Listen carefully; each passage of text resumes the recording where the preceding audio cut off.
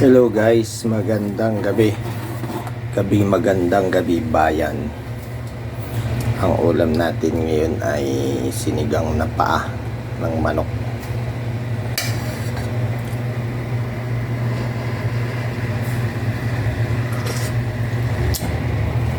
Wow, sarap. Literal na sinigang ng literal na paa. Yan.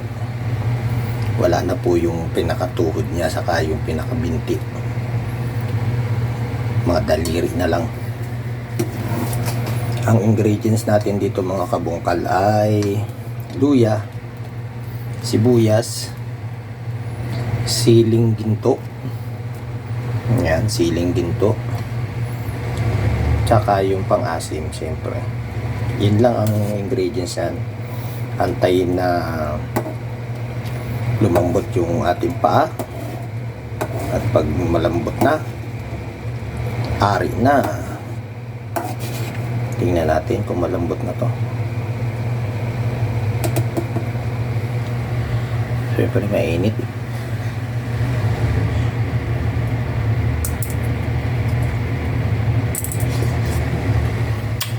Kunti pa. Hindi pa masyadong humihiwala yung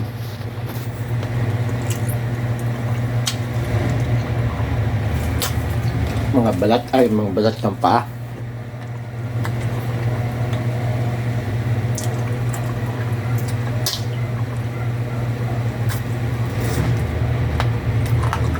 Maganda kasi itong mga kabungkal ay yung talagang pag sinubo mo kung saan ang humihiwala yung buto ng daliri ng manok. So just mga kabungkal, happy eating Sunday night. Magandang gabi bayan. Yun mga kabungkal, ngayon naman ang iluluto natin ay yung kuko ng manok.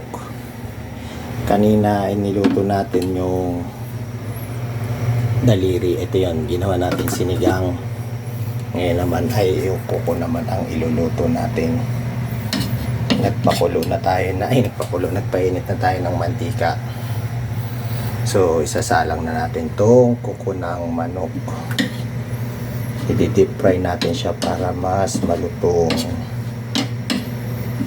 May nilagay lang akong mixture dito mga kabungkal na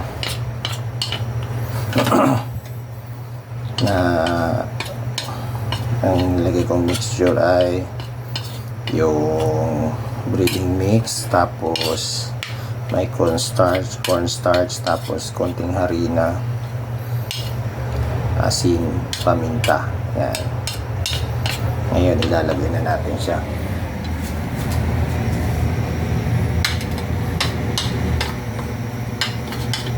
Pwede na yun, mainit na yung mantika.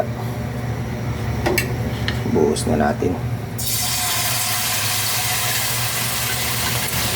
Yan. Siyempre dahil yung gamitin natin sandok.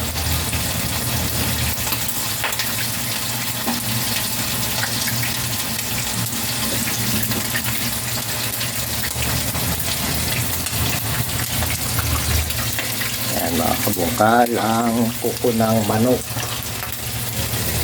Pag kasi ako bumibili ng paa ng manok, ang tapon lang yung balat, pero alam ko nga yung balat ginagawa ding chicharon, kaya lang di ko pa nasubukan. Kaya dito muna tayo sa kuko. Ayan, kuko ng manok. Tapos yung mga kabungkal, yung pinakang binti niya, i-deep fry din natin. Ilalagay din natin sa mixture na ito, sa ganitong klase ng mixture, para pag-iwa-iwalay natin, para maging crispy din yung balat niya. Pero yun ay dinibone ko natin hanggang ko yung buto.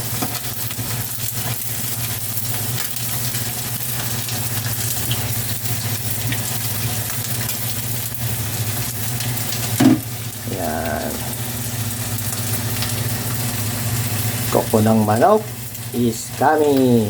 Thank you for watching mga kabungkal. Ngayon naman mga kabungkal, ito naman yung binti ng manok.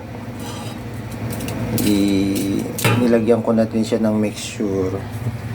Yan, ipipride na natin siya isa-isa. Ang binti ng manok.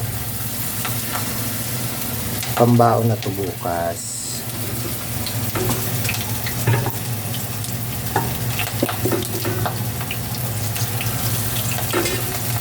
Magdadala tayo ng masarap na sausawan, ang sukang binrinder, ang mga sangkap.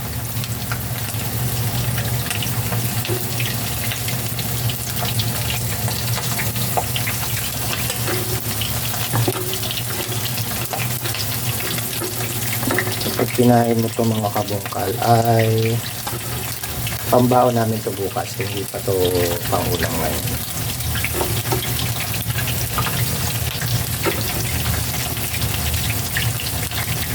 Para siyang chicharon.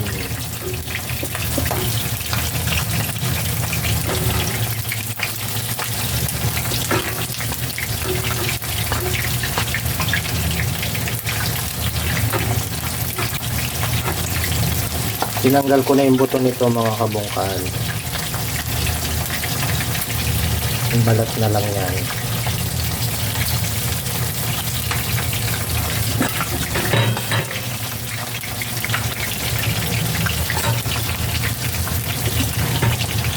Buhos ko na kaya lahat.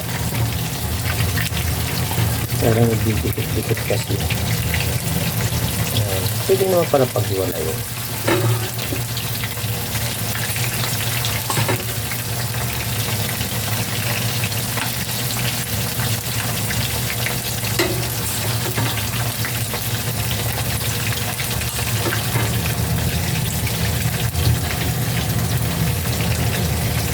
Bukas iinit na lang natin siya para hindi na tayo masyadong magahol sa oras sa pagluluto bukas. Yan. Tapos meron pang ilang mixture na natira. Tama natin. Sayang. Kaya mo na, konti na lang. Ayan. Saka hindi siya matalsik pagka niluluto.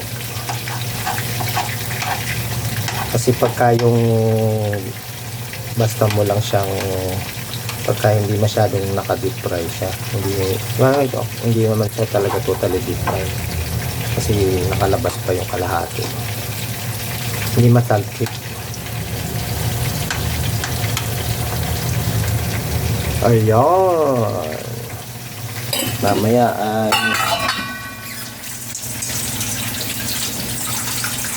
i-play taste na natin nga. I-ano na natin yun. Ito pala yung kusando ko.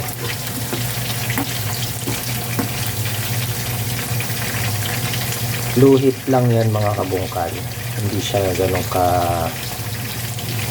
ano yung apoy natin para hindi agad masunog. At least lutong-luto yung ating chicharon. Tapos bukas pag ininit ko yan, wiwisik-wisikan ko ng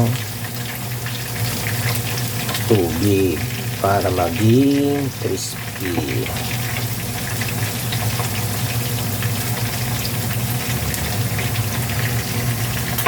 Yan. Thank you for watching mga kabungkal. Binti ng manok, coming up. Alright mga kabungkal, ito na yung ating finished product. Ito yung kuko ng manok. Ito naman yung binti. Tapos nag-fry din ako ng kaunting ham. Alam niyo na kung saan galing tong ham na to.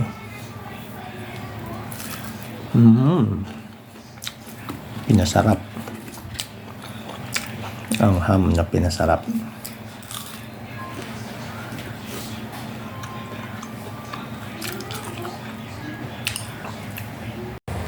Ayan mga kabungkal. Ito yung kuko.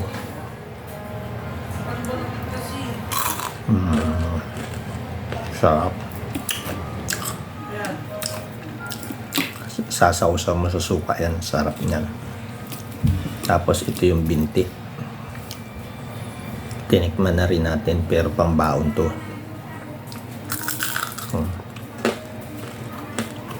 Sabi, panalo. Sarap.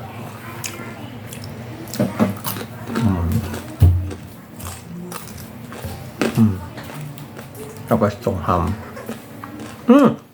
Liit! Nandito ka! Thank you for watching mga kabungkay.